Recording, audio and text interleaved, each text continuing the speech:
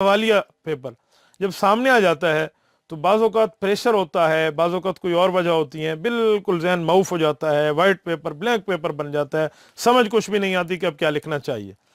اس کے لیے کیا کرنا چاہیے؟ تو میرے دوستو، میں آپ کی خدمت میں وہ بات پیش کرتا ہوں جو میں نے اپنی بالکل نرسری لیول سے لے کر یونیورسٹی لیول تک اور اپنا اولا درجہ سے لے کر تخصص تک مکمل کے مکمل درجات میں پیپروں کے اندر جو چیز کی ہے، وہ وظیفہ، وہ ترتیب، وہ میں آپ کی خدمت میں رکھتا ہوں۔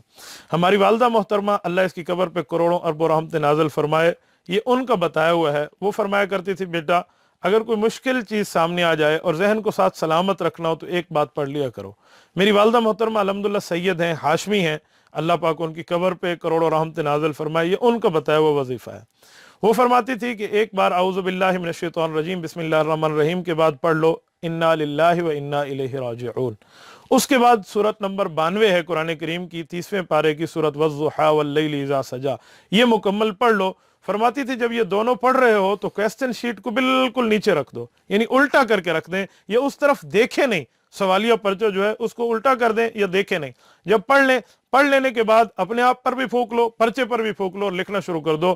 میں اللہ کی قسم اٹھا کے کہتا ہوں، اللہ رب العزت کا فضل، کرم، احسان، امتنان ہے، میں نے اپنے ان تمام سالوں میں اولا سے لے کر دورہ حدیث سے لے کر تخصص تک ایک بار کسی استاد سے ایک ڈنڈا نہیں کھایا۔ الحمدللہ یہ پڑھ لیتے تھے، اور اس طرح امتحانات میں سیکنڈ اور تھرڈ پوزیشن تو رہی دور، پوزیشن ہولڈر بننا ہوتا تھا، اور وہ بھی فرسٹ کے درجے میں۔ اس کی وجہ یہ اللہ رب العزت کا فضل تھا اور ان وظیفوں کی برکت تھی۔ تو اگر آپ اس کو انشاءاللہ کر لیں تو میرے خیال میں آپ فاتح میدان بنیں گے، اللہ رب العزت آپ پر کرم اور احسان کا سمندر بہا دیں گے۔ جزاکم اللہ خیر۔ محمد رسول اللہ علیہ صلاة اللہ وآلہ والأحبہ